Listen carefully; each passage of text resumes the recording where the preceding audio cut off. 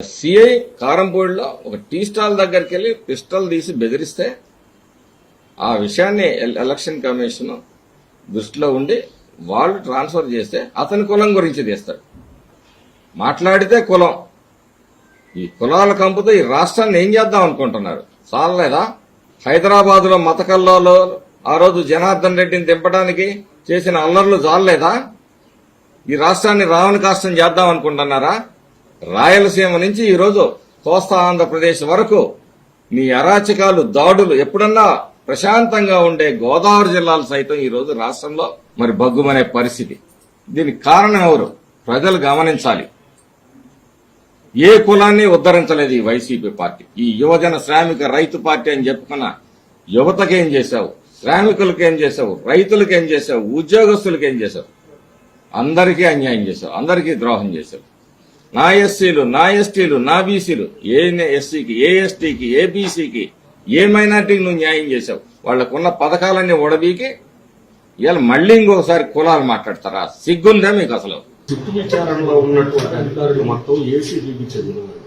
వీరంతా గతంలో ఈ టీడీపీ నేతలు కానీ కార్యకర్తలు కానీ టార్గెట్ చేసి చిత్తచూరు సిట్టుతో చంద్రబాబు వాడిని కూడా అరెస్ట్ చేసి చాలా తీవ్ర ఇబ్బందులు పెట్టారు.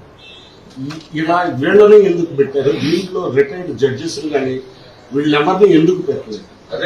ఏంటి దీని మీద ఉన్నటువంటి దీంతో పాటు ఒకటి ఎస్పీ నిన్న జరిగినటువంటి పోలీస్ రిక్రూట్మెంట్ లో గుంటూరు జిల్లాకు చెందిన ఒక సిఐ, అతన్ని స్పెషల్ బ్రాంచ్ సిఐగా ఇచ్చారు. అతను గతంలో కూడా ఒక మంత్రికి ఒక ప్రధాన అంచురుడి కంటే ఎక్కువగా ప్రవర్తించాడు. అతన్నే ఇప్పుడు ఎస్బీ సిఐగా నియమించారు.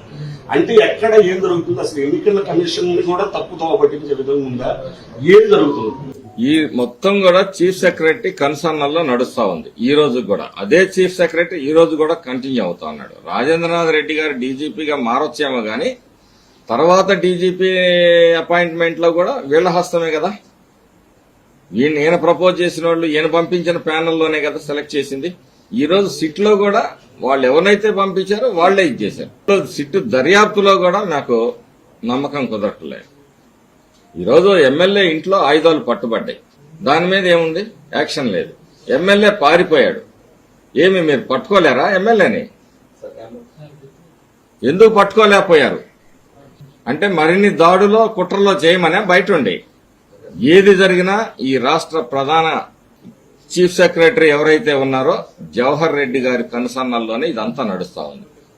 ఈ రోజు కొత్తగా సిట్లో వేసినా, డీజీపీని మార్చినా, మిగతా ప్యానెల్లో ఎస్పీలని మార్చినా అదంతా ఆయన కనుసన్నల్లో జరిగిన విషయం. దానికి తెలుగుదేశం పార్టీకి కానీ ఏం సంబంధం? ఏదన్నా ఉంటే ఎలక్షన్ కమిషన్, చీఫ్ సెక్రటరీ వీళ్ల లెవెల్లో జరిగినాయి.